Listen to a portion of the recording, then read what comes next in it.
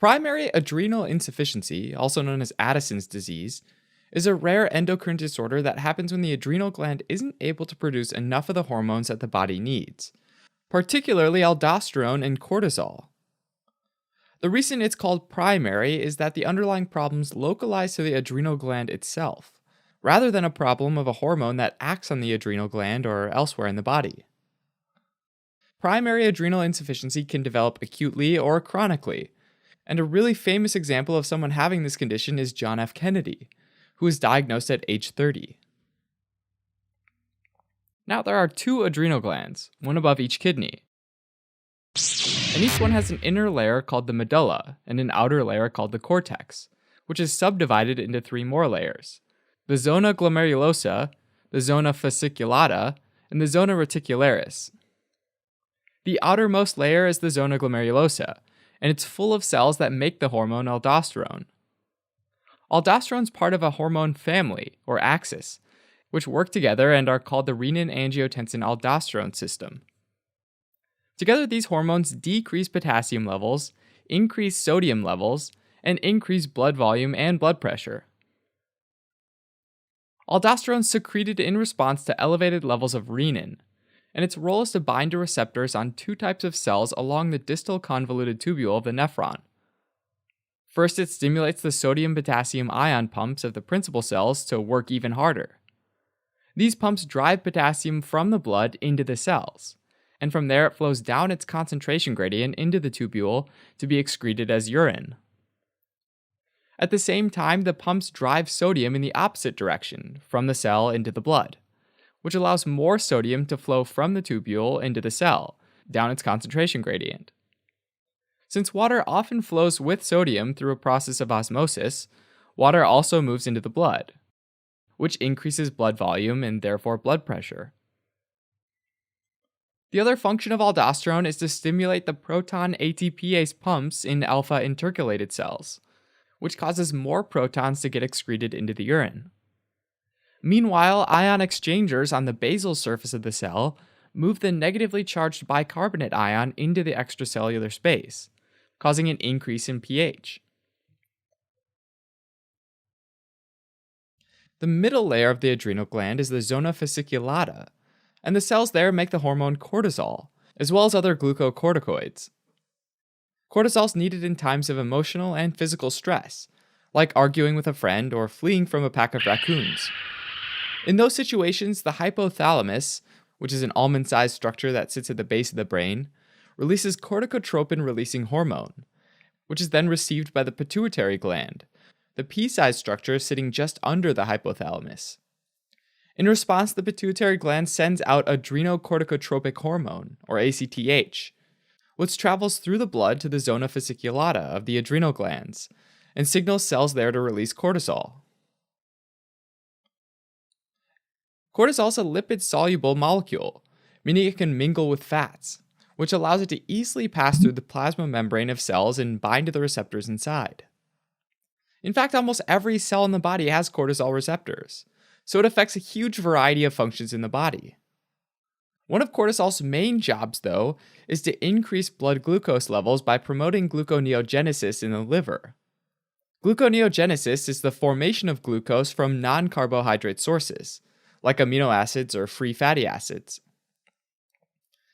Cortisol also gets the muscles to break down proteins into amino acids and gets adipose tissues to break down fats into free fatty acids, both of which help provide the liver with more raw materials to work with. So basically, cortisol keeps blood glucose levels high, and this is in contrast to the hormone insulin, which causes glucose to be taken up by various body tissues. And so essentially, cortisol acts to counteract this effect in an effort to make sure that the body can respond appropriately to those raccoons or other stressors. Finally, the innermost layer is the zona reticularis, and the cells there make a group of sex hormones called androgens, including one called dihydroepiandrosterone, which is the precursor of testosterone. So the adrenal glands are involved in testosterone production in both men and women, but the amount that the adrenal glands actually contribute is pretty small, relative to the testes in men, which account for the very different levels of androgens in men versus women. In men, high levels of androgens are responsible for the development of male reproductive tissues and secondary sex characteristics like facial hair and a large larynx or Adam's apple.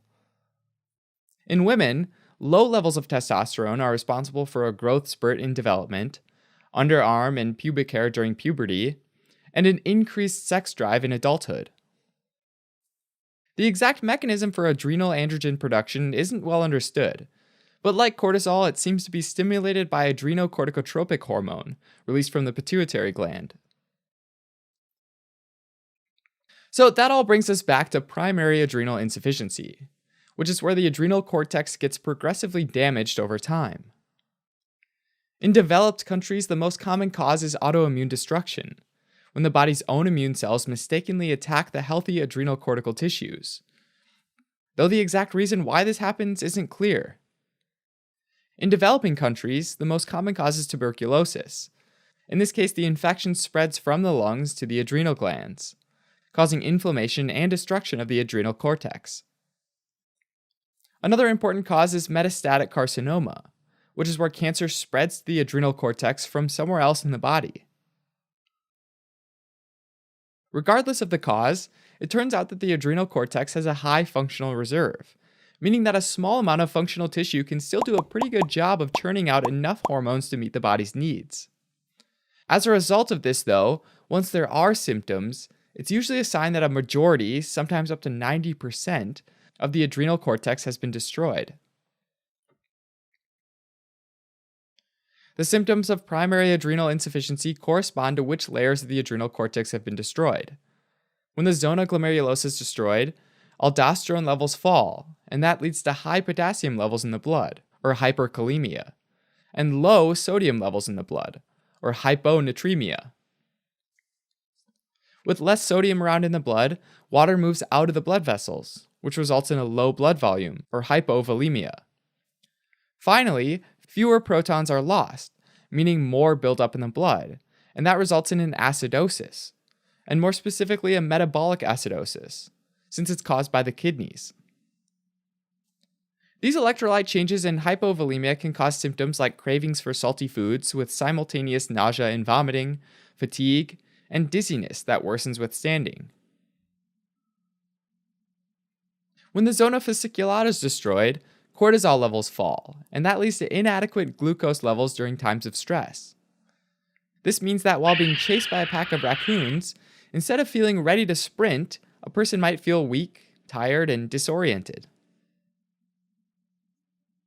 Also, those decreased levels of cortisol cause the pituitary gland to become overactive, since usually cortisol has a negative feedback effect on the pituitary gland. So it ends up producing pro-opiomelanocortin, which is a precursor to adrenocorticotropic hormone, but it also turns out to be a precursor to melanocyte-stimulating hormone, the hormone that leads to skin pigment production. So when your pituitary gland's overactive, it ends up making more melanocyte-stimulating hormone, resulting in hyperpigmentation, or darkening of the skin, especially in sun-exposed areas and joints, like the elbows, knees, and knuckles. In some extreme cases of primary adrenal insufficiency, the zona reticularis can be affected as well, and androgen levels can fall. This decrease doesn't affect men much, because remember that the testes are a major source of male androgens. Women, though, can experience a loss of pubic and armpit hair, as well as a decreased sex drive. Oftentimes, the slowly progressive chronic symptoms of primary adrenal insufficiency are missed or ignored until a major stressor, like a serious injury, surgery, or infection, suddenly causes the symptoms to become really severe. In other words, the body has a sudden increase in the need for aldosterone and cortisol, and the failing adrenal cortex simply can't deliver. This is known as Addisonian crisis, or acute primary adrenal insufficiency, and it usually happens when the majority of zona glomerulosa and zona fasciculata are destroyed. It can cause a sudden pain in the lower back, abdomen, or legs, with severe vomiting and diarrhea, followed by dehydration, low blood pressure, and loss of consciousness. Left untreated, an Addisonian crisis can be fatal. Addisonian crises can also come about from Waterhouse-Friderichsen syndrome, which is when a sudden increase in blood pressure causes the blood vessels in the adrenal cortex to rupture, filling up the adrenal glands with blood and causing tissue ischemia and adrenal gland failure. Primary adrenal insufficiency can be diagnosed with an adrenocorticotropic hormone stimulation test. During the test, a small amount of synthetic adrenocorticotropic hormone is given, and the amount of cortisol and aldosterone produced in response is measured. And this helps you figure out how well the adrenal glands are working. Usually, individuals with primary adrenal insufficiency are treated with hormones to make up for the lack of cortisol, aldosterone, and androgens. They typically have to be taken for the rest of an individual's life, and stopping the hormone replacements can lead to Addisonian crisis. Alright, as a quick recap, primary adrenal insufficiency is a failure of the adrenal cortex, specifically the zona glomerulosa, which causes low aldosterone, as well as the zona fasciculata, which causes low cortisol, and in severe cases, the zona reticularis, which causes low androgens.